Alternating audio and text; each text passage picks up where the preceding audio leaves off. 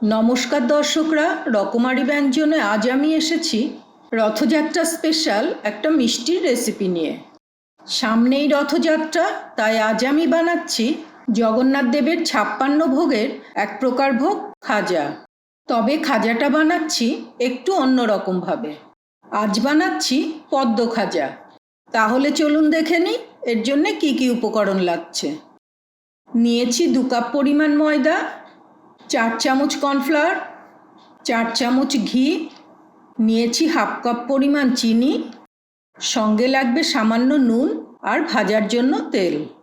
তাহলে দেখলেন কত কম উপকরণ লাগবে এই খাজা বানাতে। তাহলে চলুন দেখে নিই এটা কিভাবে বানাবো। প্রথমে আমি ময়দাটাকে মেখে নেব। এতে দিয়ে দিচ্ছি 1/4 চামচ নুন। নুনটা দিতেও পারেন নাও পারেন। এবার এটা ভালো করে মিশিয়ে নেব। এটাতে আমি কোনো ময়ান দেব না। এবার অল্প অল্প জল দিয়ে ময়দাটাকে আমি মেখে নেব। একবারেই আমি পুরো জল দেব না। এটা মাখবো আর অল্প অল্প জল দিয়ে একটা সফট ডো তৈরি করে নেব।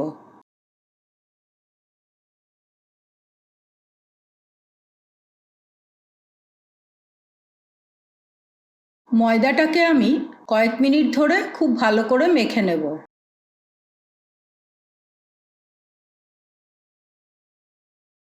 এটা মাখা হয়ে গেছে। দেখুন এটা এরকম হবে, বেশি নরমও না আবার বেশি শক্তও না। এবার এটাকে ঢাকা দিয়ে 10 মিনিটের জন্য রেখে দেব। এবার নিয়ে নিলাম ঘি আর কর্নফ্লাওয়ার। এই ঘিয়ের মধ্যে আমি নিয়ে নেব 3 চামচ উঁচু করে নেওয়া কর্নফ্লাওয়ার। এবার এটা আমি ভালো করে মিশিয়ে নেব। এখানে আমি ঘি আর কর্নফ্লাওয়ার নিয়েছি। আপনারা চাইলে ময়দা আর তেলও নিতে পারেন, তবে ঘিটা দিলে খাজার স্বাদ আর গন্ধ দুটোই খুব ভালো হয়। মিশ্রণটা এরকম গাঢ় হবে। 10 মিনিট পর ময়দাটা আবার নিয়ে এলাম। এটাকে আরেকটু মেখে নেব। এটা আগের থেকে অনেকটাই সফট হয়ে গেছে। এবার এর থেকে লেচি কেটে নেব। লেচিগুলো হবে লুচির থেকে একটু বড় সাইজের। এখানে আমার 12টা লেচি হয়েছে আর সব লেচিগুলো আমি সমান মাপের কেটে নিয়েছি। এগুলোকে আমি বেলে নেব, তাই লেচিগুলোকে গোল করে নিচ্ছি। এবার একটু শুকনো ময়দা নিয়ে লেচিগুলো আমি পাতলা করে বেলে নেব। সবকটা লেচি সমান আকারেই বেলতে হবে। এভাবেই আমি সবগুলো বেলে নেব। আর এগুলো রাখার সময় প্রত্যেকটার ওপরেই একটু শুকনো ময়দা ছড়িয়ে নেব, যাতে একটার সাথে আর একটা লেগে না যায়। সব রুটিগুলো আমার বেলা হয়ে গেছে। এবার একটা রুটির ওপর ঘি আর কর্নফ্লাওয়ারের মিশ্রণটা দিয়ে ভালো করে ছড়িয়ে নেব।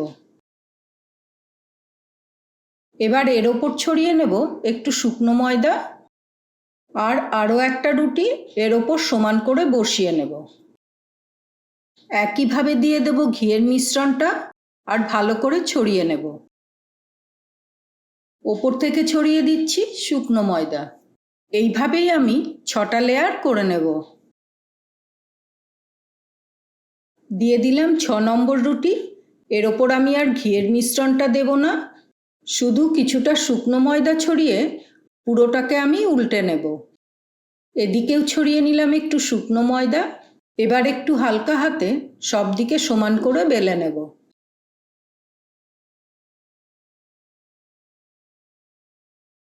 এটা বেলা হয়ে গেছে। এবার আরেকটু ঘিয়ের মিশ্রণ নিয়ে পুরোটাতে ভালো করে ছড়িয়ে নেব। এবার পুরোটাকে আমি একটু টাইট করে রোল করে নেব।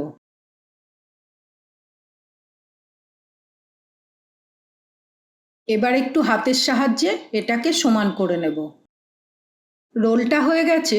এবার সাইডটা বাদ দিয়ে এটাকে আমি সমান মাপে কেটে নেব। দেখুন এর ভেতরের লেয়ারগুলো বোঝা যাচ্ছে। এবার এগুলোকে হাত দিয়ে একটু চ্যাপ্টা করে নেব।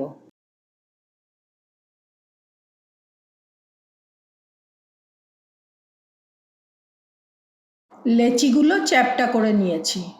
এবার একটা করে লেচি নিয়ে এগুলোকে একটু হালকা হাতে লুচির থেকে একটু বড় আকারে বেলে নেব। বেশি চেপে বেলা যাবে না, তাহলে লেয়ারগুলো নষ্ট হয়ে যাবে। প্রত্যেকটা লেচি আমি হালকা হাতে গোল করে বেলে নেব।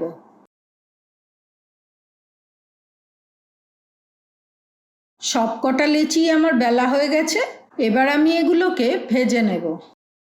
গ্যাস অন করে একটা কড়াই বসিয়ে নিলাম। কড়াই গরম হয়ে গেছে। ফ্লেমটাকে মিডিয়ামে রেখে এতে দিয়ে দিচ্ছি বেশ কিছুটা পরিমাণে সাদা তেল। হাই ফ্লেমে এগুলোকে ভাজা যাবে না, ফ্লেমটাকে লো টু মিডিয়ামে রেখে এগুলোকে ভেজে নিতে হবে। তেলটা হালকা গরম হয়ে গেছে। এবার একটা একটা করে এগুলোকে ভেজে নেব। দেখুন এটা কেমন ফুলে উঠেছে, আর এর লেয়ারগুলো নিজে থেকেই ছেড়ে যাচ্ছে। একদিকটা ভাজা হয়ে গেছে, এবার এটাকে উল্টে নেব। দেখুন এর উল্টো দিকের লেয়ারগুলোও ছেড়ে গেছে।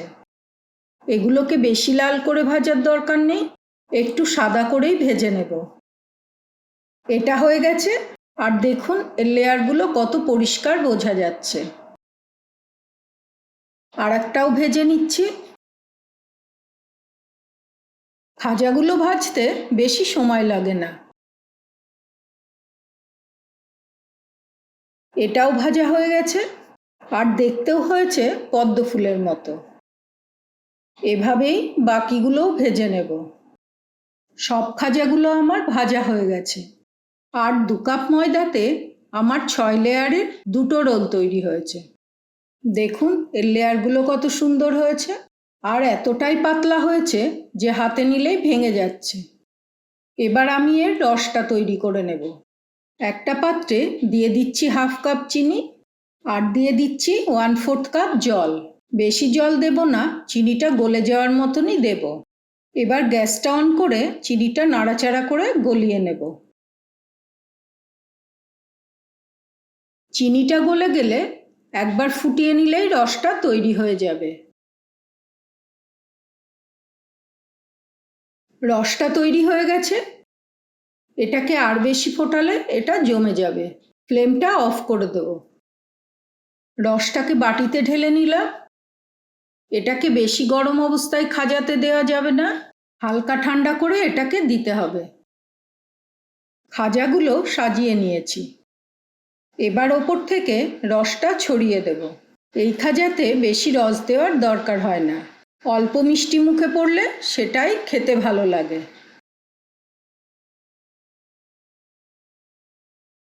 ছড়িয়ে দিচ্ছি একটু পেস্তা কুচি, আর দিচ্ছি একটু গোলাপের পাপড়ি। একটা খাজা নিয়ে দেখাচ্ছি এটা কতটা খাস্তা হয়েছে। আর দেখুন এটা কতটা মুচমুচে হয়েছে।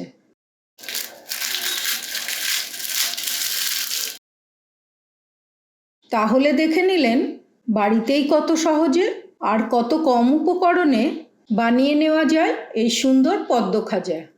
আর এটা এতটাই মোলায়েম যে একবার মুখে দিলে মিলিয়ে যাবে। তাহলে এই রথযাত্রায় এই পদ্ম খাজা বাড়িতে অবশ্যই বানিয়ে নিন, আর জগন্নাথ দেবকেও এটা ভোগ হিসাবে দিতে পারেন। এই সহজ পদ্ম খাজার রেসিপিটা যদি আপনাদের ভালো লাগে তাহলে এই ভিডিওটাকে অবশ্যই লাইক করে দেবেন।